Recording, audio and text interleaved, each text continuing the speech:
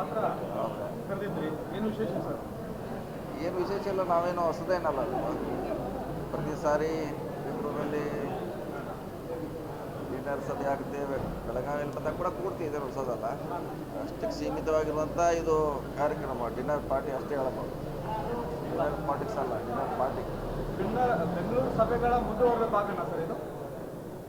ಹೇಳ್ಬೋದು, ಅದಕ್ಕೆ ಮುಂದುವರೆದು ಹೇಳ್ಬೋದು. ಅಲ್ಲಿ ಕೂಡ ಸಾಕಷ್ಟು ಸರಿ ಕೂಡಿದ್ದೀವಿ, ಮತ್ತೆ ಬೆಂಗಳೂರಲ್ಲಿ ಹೋಗಿ ಕೂಡ್ಬೋದು, ಅದೇನು ಹೊಸದೇನು. ಬೆಂಗಳೂರಲ್ಲೇ ಸೇರಿದಂಥ ಸಚಿವರು ಮಾತ್ರ ಇಲ್ಲಿ ಸೇರಿದ್ರು?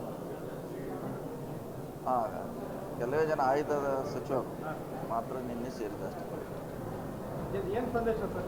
ಯಾರಿಗೆ ಸಂದೇಶ? ಸಂದೇಶ ಏನಿಲ್ಲ. ಪಕ್ಷ ಗಟ್ಟಿಯಾಗಿರಬೇಕು, 28ರಲ್ಲಿ ಮತ್ತೆ ಬರಬೇಕು ಅನ್ನೋದು ಅಷ್ಟೇ ಸಭೆ ಉದ್ದೇಶ. ಅದು ಎಲ್ಲಿ ಕೂಡಿದ್ರು ಅದಕ್ಕೆ ಸೀಮಿತವಾಗಿರುವಂಥ ಸಭೆ ಅಷ್ಟೇ ಅದು. ಸರ್, ಹೈಕಮಾಂಡ್ಗೆ ಏನಾದರೂ ಮನವಿ ಮಾಡಬೇಕು ಅನ್ನುವಂಥ ಲೆಕ್ಕಾಚಾರದ ಚರ್ಚೆ ಆಯ್ತಾ? ಇಲ್ಲ, ನಾಯಕತ್ವ ವಿಚಾರ ಚರ್ಚೆ ಆಗ್ತಾ ಇದೆ, ಅದಕ್ಕಾಗಿ ಇಲ್ಲ, ಅದ್ರ ಬಗ್ಗೆ ನಮ್ದು ಯಾವುದೇ ಚರ್ಚೆ ಆಗಿಲ್ಲ, ಆಗುವಂಥ ಪ್ರಶ್ನೆ ಇಲ್ಲ ಅದು.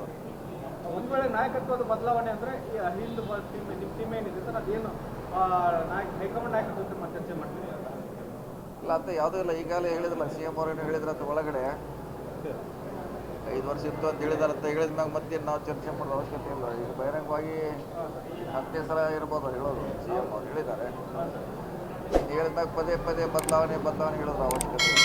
ಅಲ್ಲ, ಪೂರ್ಣ ವಿರಾಮ ಚೆನ್ನಾಗಿದ್ರೆ ನಾಯಕತ್ವ ಚರ್ಚೆ ಇದೆ ಸರ್. ಇನ್ನೊಂದ್ಸಲ ಬರ್ತಾರೆ CM ಅವ್ರನ್ನ ಕೇಳಿ, ಮತ್ತೆ ಅವ್ರು ಹೇಳ್ತಾರೆ. ಅಲ್ಲ, ಹೌದಾಯ್ತು ಸರ್, ನೀವು ಏನು CM ಇರೋದು ಅವರು, ನಾವಲ್ಲ.